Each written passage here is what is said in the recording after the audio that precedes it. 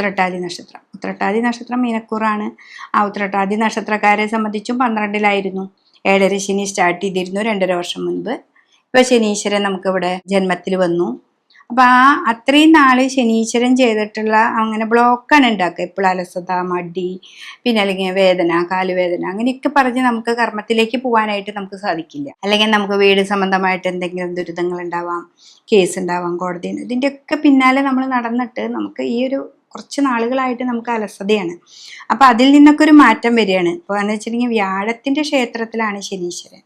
അപ്പോൾ ഗുരുവാണ് അവിടെ. അപ്പോൾ ഗുരു കുറേ ഉപദേശങ്ങളായിട്ട് നമുക്ക് കുറേ കാര്യങ്ങൾ കാണിച്ചു തരുന്നു. അത് നമ്മുടെ ജീവിതമാണ് നമുക്ക് കാണിച്ചു തരുന്നത്, അല്ലാതെ വേറൊരാൾ വന്ന് പറഞ്ഞു തരിക എന്നുള്ളതല്ല അർത്ഥം വരുന്നത്.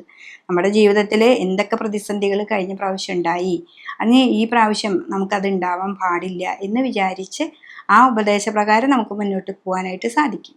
പിന്നെ 3-ലായിരുന്നു വ്യാഴം. ഇത്ര നാള് നിങ്ങൾക്ക് 3-ലായിരുന്നു, ഇനി 4-ലേക്കാണ് വ്യാഴം വരുന്നത്. അപ്പോൾ വ്യാഴവും നന്നായി നമുക്ക്. പിന്നെ അതേപോലെ 6-ാം ഭാവത്തിൽ കേതു വന്നു. 6-ൽ കേതു വരുന്നത് നല്ലതാണ്, പക്ഷെ 12-ൽ രാഹു വരുന്നത് അത്ര നല്ല ശുഭമല്ല.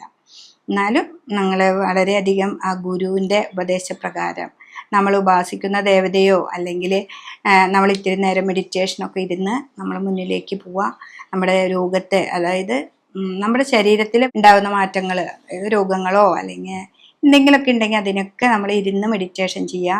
കുട്ടികളാണെങ്കിൽ അവർക്ക് പുറത്തേക്ക് പോകേണ്ട പല കാര്യങ്ങളും തടസ്സങ്ങളൊക്കെ ഉണ്ടായിരുന്നു. അതിൽ നിന്നൊക്കെ ഒരു മാറ്റം വരാനായിട്ട് സാധിക്കും. ഉത്രട്ടാതി നക്ഷത്രക്കാരെ സംബന്ധിച്ച് അപ്പം 4-ാം ഭാവത്തിലേക്ക് വ്യാഴം വന്നു, 6-ലേക്ക് കേതു വന്നു, 12-ലായിരുന്നു രാഹു വന്നത്.